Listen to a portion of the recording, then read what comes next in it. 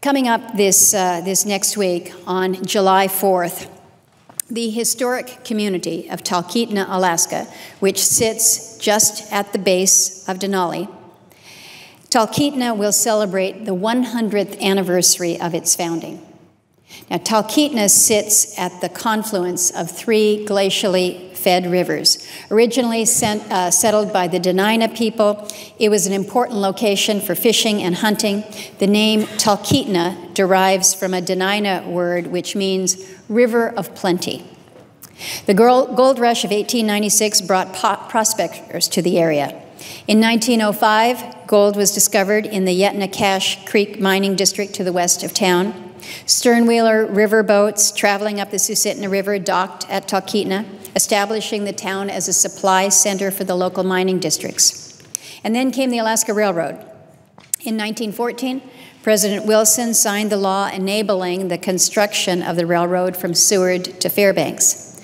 Talkeetna was then designated as the district headquarters for railroad construction, increasing its population by about 400 people at the outset. That then grew to 1,000 people at the peak of construction.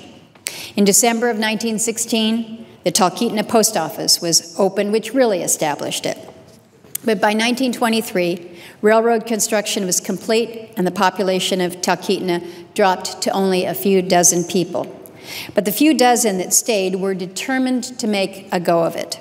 Talkeetna remained a mining supply hub. The railroad deposited a sufficient number of gold miners to support local mining supply businesses. So you fast forward then to the 1960s. In 1963, astronomers declared Talkeetna the best place in the U.S. to see the total solar eclipse. That brought about 2,000 people into town. The visitors then boarded the train to see what was then called Mount McKinley. Then in 1964, a spur road was constructed connecting Talkeetna to the newly built Parks Highway, which is the artery connecting Anchorage and Fairbanks to Denali Park. Suddenly, you had Talkeetna that was open to road access. The state of Alaska sold land for fair market value to those who wanted to settle in the area. And those who settled in Talkeetna found a steadily growing visitor industry awaiting them. Talkeetna has become a destination for mountaineers from around the world. Today, 1,100 to 1,250 people attempt to climb the mountain each year. The first stop for adventurers planning to climb is the National Park Service's Talkeetna Ranger Station.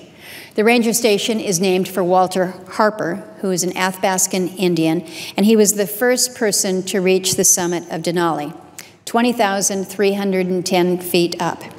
The second stop is one of the many air taxi services that call Talkeetna home for a ride up to the base camp. And while the climbing season may be short, basically late April to early July, the visitor season continues through Labor Day.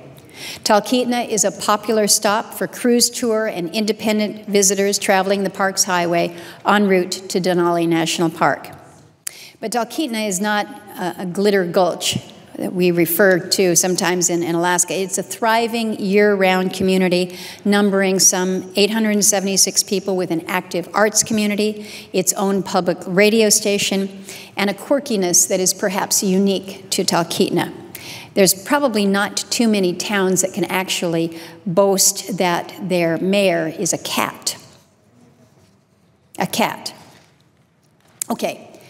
Stubbs is the honorary mayor of Talkeetna. He's not really truly the official mayor. He's the honorary mayor. He was elected back in 1997. Stubbs has had that position for all 19 years of his life.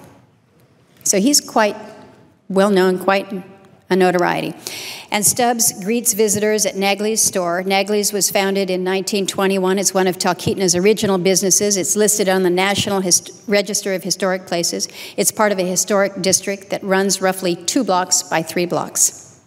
Visitors who choose to spend this Independence Day in Talkeetna will be treated to a rich hometown experience amidst the splendor of one of Alaska's most picturesque and interesting places. I'm told that the Talkeetna Centennial celebration will provide visitors an opportunity to enjoy the town as the locals do. I will tell you that I was hoping to make it up to Talkeetna. I'm probably not going to be able to do so.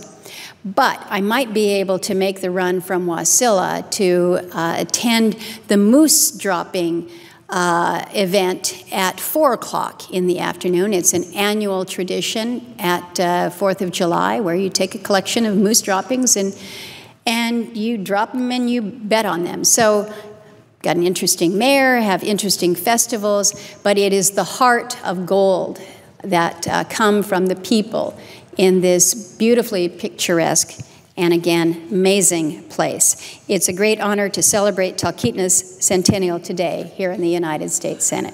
And with that, Mr. President, I yield the floor.